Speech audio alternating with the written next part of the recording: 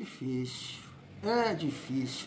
Eu tenho certeza absoluta que não é somente o Thiagão que está sentindo isso. Entro na internet e aí tô aqui lendo. Tem jogadores que estão insatisfeitos com o trabalho do Fernando Diniz. Tempo, intensidade, mas isso me incomoda de uma certa forma, é quase um ódio, porque acaba juntando tudo, sabe? Essa sequência negativa de 4 derrotas, um time mole, um time lento, um time cansado, e aí você, né, acaba vendo também muita gente falar sobre isso, que tá acontecendo alguma coisa, não é possível, são muitos erros técnicos, físicos, é muita merda acontecendo nesse momento, mas não pode. Não pode ter ninguém reclamando, não pode. Família, eu vou ler aqui essa informação, essa apuração, e assim, não é somente um canal que tá falando sobre isso não, tá? Mas eu tenho uma opinião muito polêmica em relação a isso. Porque eu entendo que nesse momento é mais tranquilo, é mais fácil, e vocês vão concordar comigo, é bater no Diniz. Isso é o mais fácil. Porque jogador, você defende o Coutinho, eu critico, dando um exemplo. Eu defendo o Verratti, você critica, você entende essa parada? Um defende o Piton, o outro critica. Agora, o Diniz, eu acho que tem uma galera aí, a maioria, maporrando ele, principalmente pelas escolhas. Por sempre estar levando um time bunda cansada pra campo. E aí, o que é? O que é? É a bunda cansada? São os bunda cansada que estão entrando em campo e que não têm a menor condição de jogarem juntos? Ah, estão reclamando da intensidade, do tempo de treinamento, estão indo para os jogos, né, devagar, cansados. Ah, não, isso eu não aguento não. Não, isso me deu uma raiva, aí juntou tudo, a sequência negativa, 4 derrotas, a moleza, a postura no jogo contra o Juventude. Não. Aí não, cara, eu tenho uma opinião muito polêmica, que eu quero saber a opinião de vocês.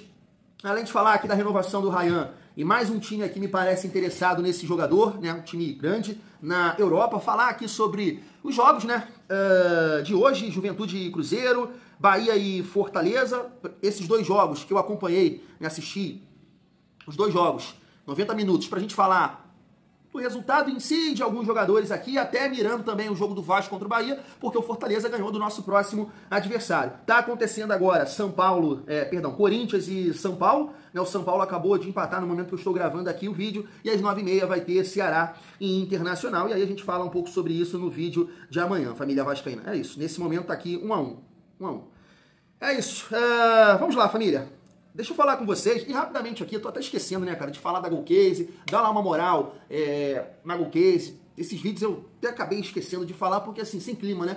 Então, fecha lá com a Golcase, utiliza aqui o nosso cupom, GOBLACK, ainda tem, né, os produtos estão lá na promoção, então compra lá um copo Vibe, esse aqui tá R$ 79,90, compra sua garrafinha Fresh, compra sua mochila do Vascão, personaliza e utiliza aqui o nosso cupom para tá dando uma moral para o nosso trabalho.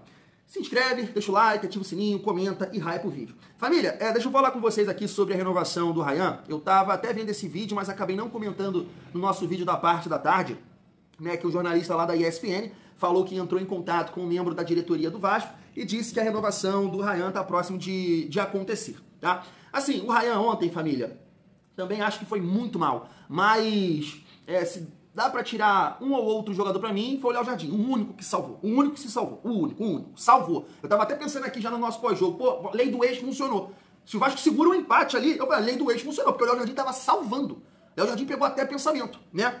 Então assim, outros dois jogadores, eu ainda, né, não tenho tanto ranço, que foi o Ryan, que ainda tentou alguma coisa, e o Barros, que fica se matando no meio de um monte de bunda cansada. Aí fica difícil para um volante. Quem joga bola sabe, quem joga de primeiro volante. Aí você, com suco, pesão, Dadala, e o resto ali, um monte de bunda cansada, vai ficar difícil para você. Porque você depende da movimentação dos caras, você depende do duelo dos caras, você depende que um ou outro aqui preencha o espaço. Vai ficar difícil pro primeiro volante, é quase impossível o cara render numa situação daquela. Vai mal, pô. Vai mal pelo coletivo, pelo contexto. Então é um cara ainda que eu também salvo, tá? O Ryan porque tentou dar um chute lá, e o Barros, o resto, Deus que me livre. Ninguém, de Coutinho, a Verratti, a Tietê, a Piton, a Pumita, Robert Renan também, Hugo Moura, ninguém salva ninguém, tá? Ninguém. Então, família, um outro time aqui que apareceu, e eu tava até vendo que o Joel Silva também confirmou isso, é o Bayern de Munique, né? Também tem interesse na contratação do Ryan. E assim, é até interessante, porque eu estava vendo uma entrevista do Antony, eu sempre esqueço o nome dele, Antony, né? É atacante que joga agora no Betis, Ele falou que o Kompany tentou a contratação dele, ligou para ele jogar no Bayern. Então me parece que é um treinador que gosta, né, de jogadores brasileiros. Então acredito sim que o Ryan está despertando o interesse do clube alemão. Tem a possibilidade, né, de perder aí o Harry Kane para a próxima temporada. E o Ryan é um jogador jovem, versátil, um bom porte físico, né, com certeza ia aprender muito lá no futebol alemão e ia jogar numa grande equipe que eu acho que tem condições de valorizar o potencial dele, né? Mas vamos aguardar. Eu acho que o Vasco está dando um passo importante aqui na renovação desse jogador. E a questão do Barcelona, se o Vasco não negociar e o Ryan também preferir esperar, eu acho que o Vasco está mostrando uma certa segurança, né? Não está se precipitando ou não está, né, desesperado para vender o jogador, porque ao que parece o Barcelona não vai fazer loucuras, né, para contratar o Ryan. E a gente entende, eu acho que o staff também do jogador pensa assim, né, que quer que o Ryan se sinta valorizado. E isso passa também pelo investimento que o clube europeu vai fazer. Claro, né, se pagar merreca, vai emprestar, vai aqui, não vai valorizar, né, o ativo, não vai valorizar o jogador. Então vamos aguardar e, claro, a gente tem que buscar alguma maneira do Ryan voltar a brilhar mais. Não tá legal, não tá bem, o Vasco não tá conseguindo fazer o jogador. Já falei aqui algumas vezes, eu sei que eu debato aí com a galera, com a família aqui nos comentários. Teve um amigo que falou que o Ryan já falou que não gosta de jogar de costas pra defesa. Eu nunca vi ele falando isso, vocês podem comentar aqui, mas já falei, o Ryan não é ponta. Não é ponta. Ele pode quebrar o galho num determinado momento do jogo. Agora, ele não é ponta. Ainda mais, o sonho dele é jogar na Europa. Gente, ver o futebol europeu tem que ajudar, tem que voltar, tem que marcar. Tem que ter intensidade, mas imagina ele jogando uma Premier League, uma Liga dos Campeões. Não dá para um ponta ficar paradão lá não. Só esperando bola no pé. Como centroavante já é diferente para ele. É diferente. Ele tem que se aperfeiçoar nessa função de 9. Ponta exige muito fisicamente e o Ryan, pelo biotipo dele, altura, pesado, é difícil para ele ali. Vai ser muito difícil. Claro que ele tem essa condição de arrastar, de trazer para perna boa e chutar, beleza. Mas ele pode fazer isso jogando de 9. Um jogador que eu vou falar aqui com vocês do Juventude estava fazendo isso. Ora era referência, ora ele se movimentava pelos lados do campo. O Ryan pode fazer isso perfeitamente. É só você dar liberdade para ele ali na frente. Então, vamos aguardar como é que vai ficar essa situação do Ryan. Família, falando agora dos jogos que aconteceram agora há pouco no Campeonato Brasileiro, o Juventude, cara, tava jogando muito bem contra o Cruzeiro. Eu achei o Cruzeiro num ritmo bem abaixo ali no primeiro tempo, depois até melhorou, principalmente com a entrada da molecada, colocando mais intensidade, mais velocidade, e aí na reta final da partida, o Cruzeiro teve várias oportunidades para vencer, né? Mas, assim, tava preocupado ali, né, com, eu sei que Juventude, Fortaleza, eles ainda, né, estão distantes da gente, mas tudo tem um início. Tudo tem um começo. E aí começa a ganhar, a vencer. O Juventude ia para a terceira vitória consecutiva, isso dá moral. Ainda bem que o Cruzeiro segurou ali o Juventude. Mas um jogador, família, me chamou muito a atenção, que é o Gabriel Tagliari, né? Inclusive o Wallace Borges, que eu acho que é comentarista da TNT Sports, ele falou isso aqui, ó. Gabriel Tagliari, jogador de Série A. Se o Juventude cair, é bom ficar de olho. Concordo plenamente. E assim, não é nem pelos 2 gols, tá? E aí você pode falar, fez 2 gols, você tá falando dele. Não, eu assisti a partida e me chamou muita atenção a disposição, a parte física. E assim, eu tenho 3 jogos dele. Claro que a gente não pode se basear em 3 jogos, mas eu entendo que a galera que trabalha no Vasco tem que ter um material, né, mais extenso aí, mais abrangente em relação a um jogador, a um determinado jogador, para tomar alguma decisão. O Thiagão não tem como acompanhar todos os jogos do Gabriel Tagliari, né? Eu acompanhei 3 e lembro dele nos 2 jogos contra o Vasco, e ele acabou com o Vasco nos 2 jogos. Lá ele fez um gol, né, atacando a última linha, numa bola do Batalha, eu acho, né, que gira facilmente, abre para ele vem, dá uma sapatada, um gol bonito lá no primeiro turno, e nesse segundo turno, não preciso nem falar a dificuldade que ele deu pro sistema defensivo do Vasco. E hoje me chamou a atenção que o Carpini, cara, um conceito diferente de jogo, jogou sem 9, sem referência, era ele, mas ele estava aberto, e ele movimentava, ele fazia lá a referência, ele aparecia, né, pelo lado, tanto que o primeiro gol é uma troca de passe dele pelo lado esquerdo, tipo como meia. Aí tabela ali, ele acha aquele Marcelo Ernest, que também fez gol no Vasco, e o cara vai, e ele falou que quis fazer o gol, né? Ele acerta faz um golaço, né, de cobertura em cima do Cássio, e depois faz 2 gols como centroavante. Né, um lançamento, ele aparece, chama na caixa e tira do Cássio e depois faz um gol ali de oportunismo. Então assim, bom jogador, tá? Bom jogador. Não digo pro Vasco contratar ou olhar, porque até acho que outros clubes vão tentar a contratação desse jogador. Pra ser a nossa referência, pra chegar e resolver. Não, se o Vasco tem a ideia de contratar um atacante pra disputar a posição, não pode ser o Gabriel Tagliari, mas ele pode ser uma aposta, né? Bom jogador, família vascaína. Falando agora do jogo do Fortaleza contra o Bahia, né, o Fortaleza acabou ganhando por 3-2. Eu não me recordo se o Bahia já perdeu em casa. Eu sei que era o melhor mandante. E o Fortaleza, né, uma grande atuação aí. Um jogo bem intenso, de muita velocidade, de muitas oportunidades, né, para os dois lados. Conseguiu essa bela vitória aí sobre o Bahia, que é o nosso próximo adversário. E assim, família, de forma nenhuma eu vou chegar aqui e ficar falando mal do Nuno e chegar falando mal do Ryan em comparação a esses jogadores aqui. Você me entende? De forma nenhuma eu vou fazer isso. Por quê? Porque mesmo nessa sequência negativa que os pontas do Vasco, não os pontas do Vasco, o ataque do Vasco, né, se encontra nos últimos 4 jogos um gol. Um gol. Então realmente a gente parou de produzir. Então não vou chegar aqui agora e falar que o Nuno não presta, que o Ryan não presta, que o Andrés Gomes não presta. Não, é uma fase terrível, mas se Deus quiser vai passar. O meu ponto aqui é, quando esse modelo de jogo, esse conceito de jogo, que é um time mais técnico, que é o caso do Nuno. O Ryan ainda tem condição de arrastar, mas também não é esse jogador de atacar, né, o espaço. Ele é o cara de dominar a bola e arrastar, não de receber essa bola em profundidade, como estava acontecendo aqui hoje, ou até mesmo com os jogadores do Bahia. Então assim, família, antes de falar um pouco mais sobre isso, deixa eu passar esse corte aqui do Tática Vascaína, que é um canal, não, uma página que eu gosto muito, e ele fala um pouco, rapidamente, sobre o Andrés Gomes. Se liga só. Tudo tá errado quando o Vasco depende desse cara aqui da foto, né, que é o Andrés Gomes. E eu não tô falando que ele é o melhor jogador do elenco, mas ele tem uma característica de um jogador que consegue ser o único do elenco de 1 contra 1, dar volume de jogo, fazer o time andar, mas é um jogador limitadíssimo. E óbvio, isso não é desculpa para as 4 derrotas que o Vasco teve, principalmente essa última contra o Grêmio. Mas fica muito claro que o Vasco chegou no nível nas 4 vitórias que era além do que poderia ter. Só que essa queda de rendimento de 4 derrotas consecutivas não é apenas no nível técnico. Tem erros táticos, tem erros técnicos, mas me parece que alguma coisa está acontecendo. Perder para a Juventude da forma como foi São Paulo, teve o Botafogo, é verdade, mas agora o Grêmio, como o Vasco jogou, depois de 10 dias sem jogar, muito complicado, e espero que o time consiga se reorganizar, porque a situação tá feia. Tá aí, é exatamente o que eu penso. O Andrés Gomes, ele é maravilhoso, que homem, habilidoso, define bem, toca bem, assistência, não é isso. Não é esse o ponto. Mas ele é o único jogador que o Vasco tem que ataca espaço. É o cara de velocidade. Ele tem que jogar. Isso não tem debate, isso não tem opinião. O cara que fala assim na minha cara, respeitosamente, Thiago, ele é peladeiro, ele não joga nada, ele é banco, não entende nada. Não entende nada, tô sendo ignorante? Não entende nada de bola. O cara tem que jogar no Vasco. Isso é muito claro, isso é muito, porque é o único cara que corre. Então assim, fazendo uma comparação hoje com o time do Fortaleza, que é bem inferior ao nosso, mas tem esse cara aí da foto que fez o 2º gol, que é um tal de Herrera, muito leve, muito rápido, e o Breno Lopes, né, pelo lado esquerdo. Família do céu.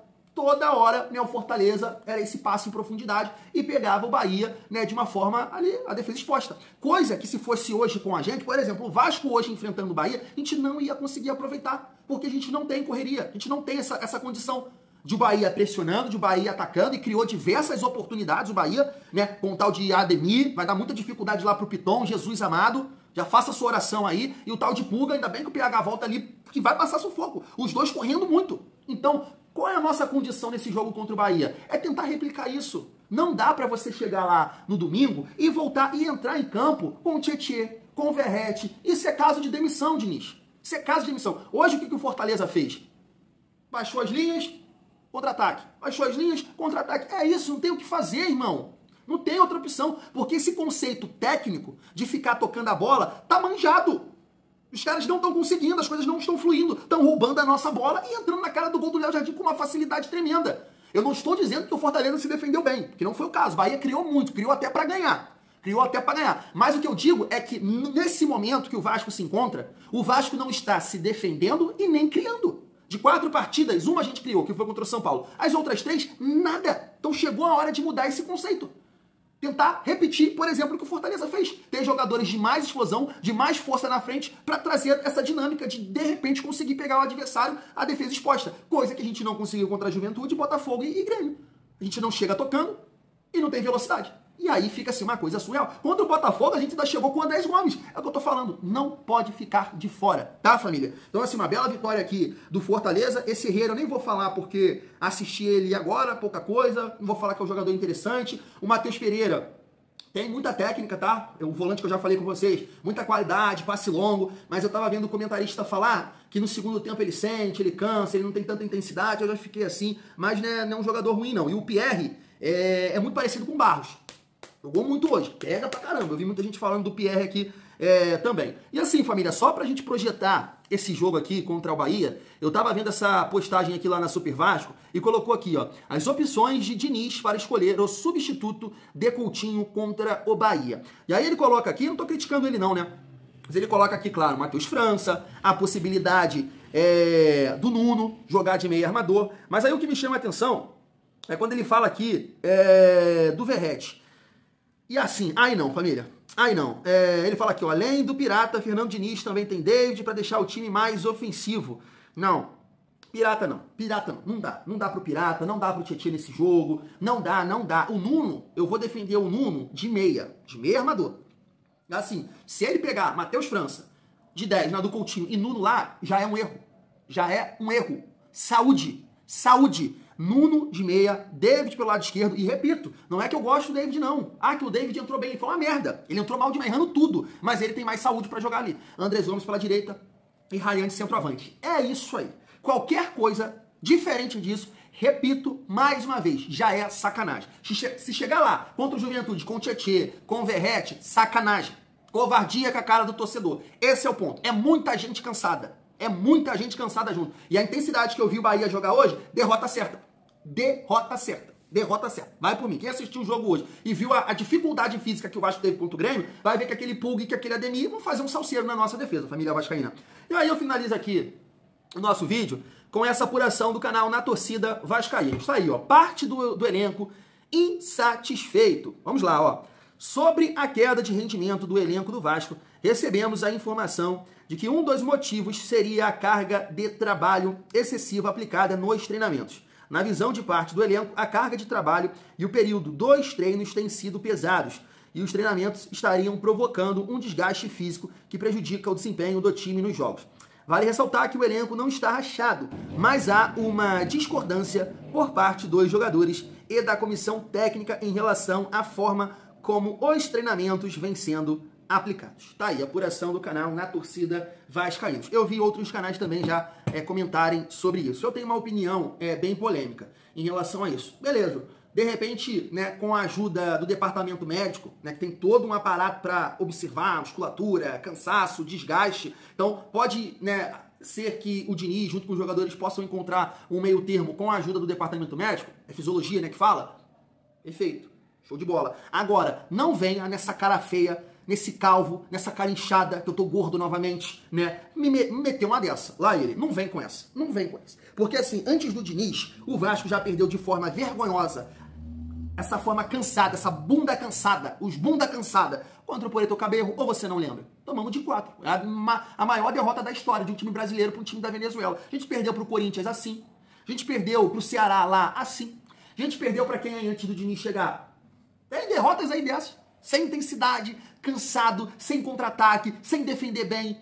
Contra o Melgar, por exemplo, né, o Vasco foi lá 3-3, mas teve 400 e 500 cruzamentos que o Vasco não conseguia, né? Eu sei que lá também tem a questão da altitude, mas você vai pegar aí vários jogos, Juventude, por exemplo, já com o Diniz, mas o Vasco tinha dado de 6 no Santos.